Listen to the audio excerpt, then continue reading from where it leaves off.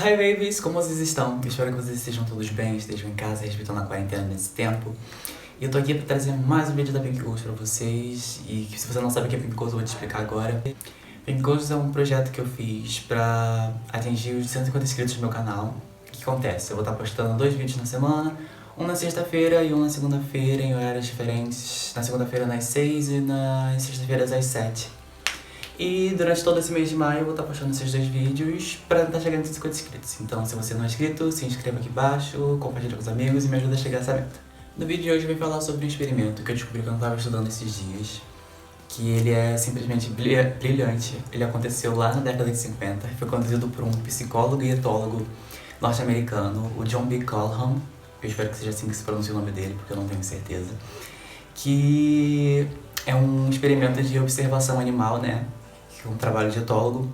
E nesse caso ele trabalhou com ratos. E agora eu vou descrever um pouco desse experimento para vocês. Esse experimento foi conhecido como o Universo 25, a Utopia dos Ratos.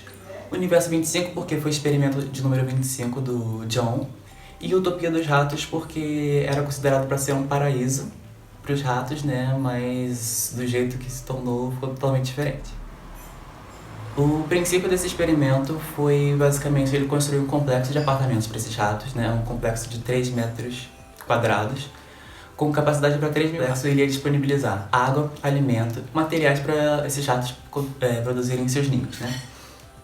E para começar esse experimento, ele selecionou 8 ratos, perfeitamente saudáveis, né? 4 fêmeas e 4 machos para dar início a esse experimento. Durante todo esse experimento ele conseguiu observar 4 fases principais, que eu vou descrever para vocês e destacar as principais características delas. A primeira fase ela foi chamada de ambição, que foi a fase onde os ratos eles começavam a colonizar esses apartamentos, né, escolher suas tocas, e a partir daí deram início à sua primeira ninhada.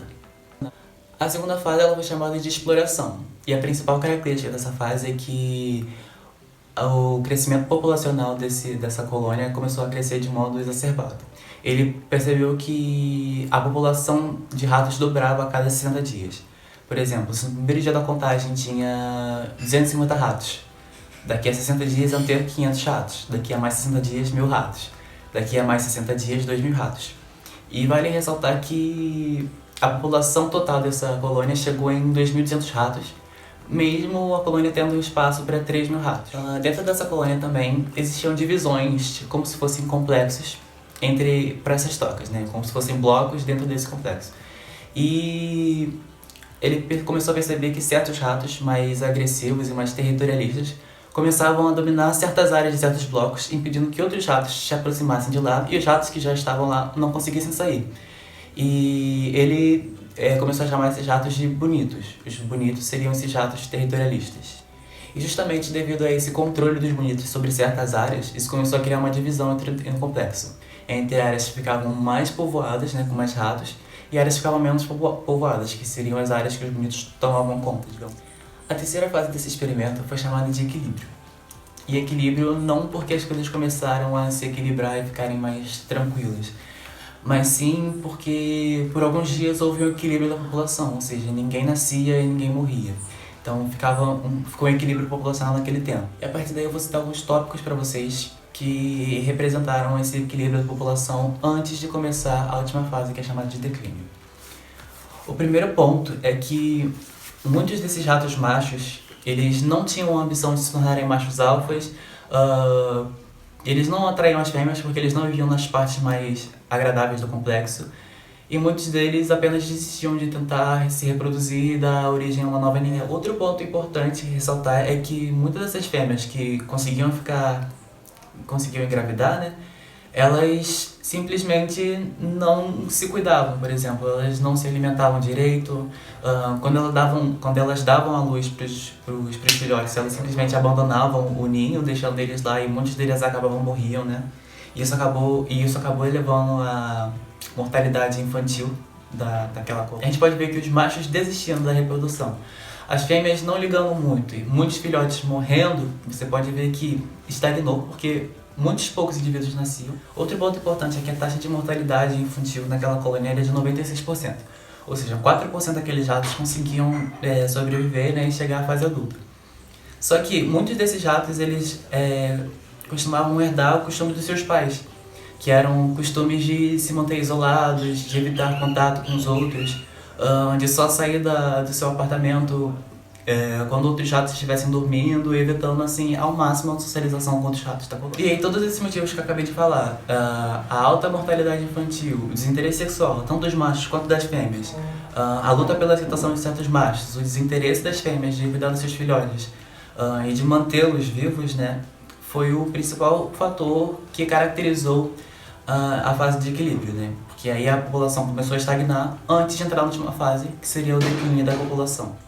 Claramente, com todos esses problemas, depois a fase de equilíbrio não foi uma fase muito longa e a gente começa a entrar na fase do declínio, que a população de fato ela começa a reduzir. Vale ressaltar mais uma vez que o problema dessa colônia nunca foi comida, bebida, abrigo, ameaças externas, predador, nada disso. E sim, o principal problema foi as causas sociais que começaram a existir dentro daquela colônia. Estupro, bullying, desinteresse sexual, falta de socialização, todos esses fatores influenciaram bastante, porque a gente viu que um lugar que tinha tudo para ser perfeito, né, para ser uma utopia verdadeira, começou a se tornar um inferno. E o experimento chegou ao fim depois de 600 dias, quando o último rato dessa colônia morreu sozinho. Então esse basicamente foi o experimento do John Bee, né, de observação, de etologia, do comportamento de ratos em condições, digamos assim, perfeitas. E não tem como a gente não fazer um link disso que a gente acabou de ler com a situação que a gente vive no mundo hoje em dia. A gente vive num mundo que a gente acredita que tem todos os recursos possíveis, nós temos tudo que a gente precisa para sobreviver aqui, mas mesmo assim, nossa população pode entrar em declínio por problemas sociais, assim como a população dos ratos. Então vale a gente parar e analisar essas situações hoje sempre, a gente tentar melhorar isso, essas relações sociais que, como a gente pôde ver nesse experimento, são muito importantes. Eu espero que vocês tenham gostado, espero que esse vídeo tenha sido de bom proveito para vocês, que façam vocês refletirem sobre algumas das nossas ações, né? E que vocês tenham gostado. Se vocês gostarem, se inscrevam no canal se não forem inscritos, curtam, compartilhem, comentem. E é isso. Beijos, kisses.